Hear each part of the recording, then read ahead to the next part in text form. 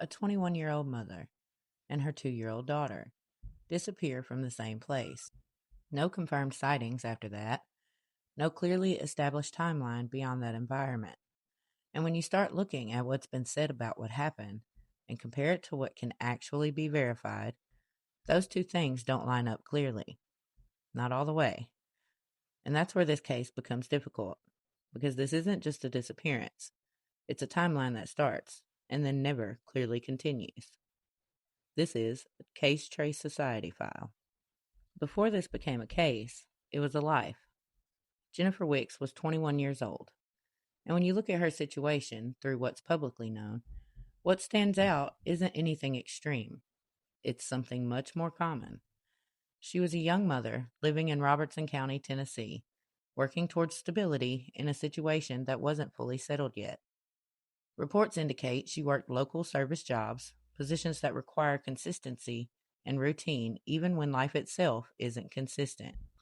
There's nothing in the publicly available information that suggests she was someone who was regularly disappeared or cut off contact or walked away from responsibility.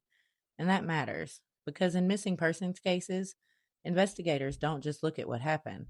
They also look at whether what happened fits the person. Adrianna was 2 years old, and at that age, there is no independence, no ability to leave voluntarily, no ability to navigate a situation on her own. Everything about her life depended on Jennifer, which means any explanation in this case has to account for both of them at the same time, not separately. At the time of their disappearance, Jennifer and Adrianna were staying in a home in Robertson County. It was not a place they lived alone. They were staying with Joey Benton and his parents. And that detail matters immediately because now the case isn't starting from an unknown location. It's starting inside a shared environment. Multiple people, multiple perspectives, multiple accounts of what may have happened. The relationship between Jennifer and Joey has been described in different ways depending on the source. Some accounts suggest it was romantic, others describe it as a temporary living arrangement. But regardless of the exact nature of that relationship, it has been described in some accounts as unstable or strained. Not necessarily violent or extreme, but not stable. And when instability exists inside the last known environment, investigators pay attention to that because environment influences outcome. According to available information, Jennifer and Adrianna were last seen on May 25th, 2004, not the 27th, which is sometimes reported. And that distinction matters because in cases like this, timelines aren't just background details. They are the structure on everything else depends on. If the starting point is off, everything built on it becomes less reliable. When Jennifer could not be reached, it wasn't anyone inside the house who initiated the report. It was her mother. She was the one who contacted authorities and reported Jennifer and Adrianna missing. And that detail shifts the perspective of the case because it suggests that concern originated outside of the last known environment, not within it. And this is where the case begins to change. Because once you move past that point, the timeline doesn't continue in a clear, consistent way. It begins to rely on statements. And those statements don't align the same way over time. According to statements given early in the case, Jennifer and Adrianna were said to have been dropped off by Joey at a gas station that night. That's the point where the timeline is supposed to extend beyond the house, the point where they are said to have left that environment and entered another. But when you look at what can actually be confirmed, that's where the timeline starts to break down. Because there has never been a publicly confirmed piece of evidence, such as surveillance footage or independent witness verification, that clearly places Jennifer and Adrianna at that gas station. No confirmed video, no confirmed witness, no publicly verified extension of the timeline beyond that statement. And that matters for one reason, because without that confirmation, the timeline does not clearly move beyond the house at all. Over time, details about that night have been described differently. Not dramatically different, but differently enough that the sequence of events is not consistently the same across all accounts. And when that happens, investigators don't just look at what changed, they ask why. because inconsistencies don't automatically mean wrongdoing, but they do mean something hasn't been fully resolved. Then there's another detail that complicates the picture. Reports have indicated that Jennifer did not leave with all of her belongings, but there is no publicly confirmed detailed account of what exactly was left behind, and that creates a problem. Because when someone leaves intentionally, especially with a child, there is usually some sort of preparation, something packed, something taken, something that reflects a plan. Here, however, that level of clarity does not exist. And then, years later, another shift occurred. In 2013, investigators made a formal determination. The case was no longer classified as a missing persons case. It was ruled a homicide. Authorities have not publicly released every detail behind that decision, but that kind of classification is not made without a reason.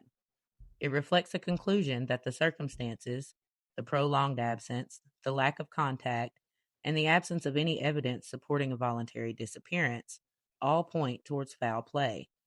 In other words, investigators were no longer operating under the assumption that Jennifer and Adrianna simply left. They were working under the belief that something had happened to them. And this is where the focus shifts, not to what was said, but to what actually aligns with the known structure of the timeline. There are four main theories as to what happened to Jennifer and Adrianna. The first possibility is that Jennifer left voluntarily, that she chose to leave the situation she was in and start somewhere else. On the surface, that explanation provides a simple answer, but when you apply it to the known details, it begins to strain. This theory requires that she left without contacting anyone, without accessing known resources, without generating any confirmed sightings, and that she did all of this with a 2-year-old child. That doesn't make it impossible, but it does make it difficult to support. The second theory focuses on the last known environment, because everything begins inside that house, and nothing can be clearly confirmed beyond it. This theory suggests that something may have happened within that environment before Jennifer and Adrianna were ever seen again. Investigators often prioritize this possibility when the timeline is contained, there are no confirmed external sightings, and the last known interactions occurred within a shared space. Individuals inside that environment were interviewed, and at different points, Joey Benton has been described as a person of interest, not as a determination of guilt, but as a reflection of where investigative attention has been focused. Another possibility is that someone outside the home was involved, that Jennifer did leave and encountered another individual. But for that to happen, there would need to be confirmation that she left the house, and that has never been clearly established. Even though there have been reports that Joey Benton dropped her and her daughter off at the gas station and she got into another vehicle. The final possibility is that the timeline itself is incomplete, that something happened that was never observed, never documented, or never accurately remembered. And if that's the case, then every explanation built on that timeline is missing a critical piece. Every explanation accounts for part of the situation, but none of them account for all of it. For years, the case remained largely unchanged, but then attention returned. Property connected to the individuals in the case was searched again, and during that period, Joey Benton's father, Joey Benton Sr., was arrested on a separate charge after human remains were discovered on his property.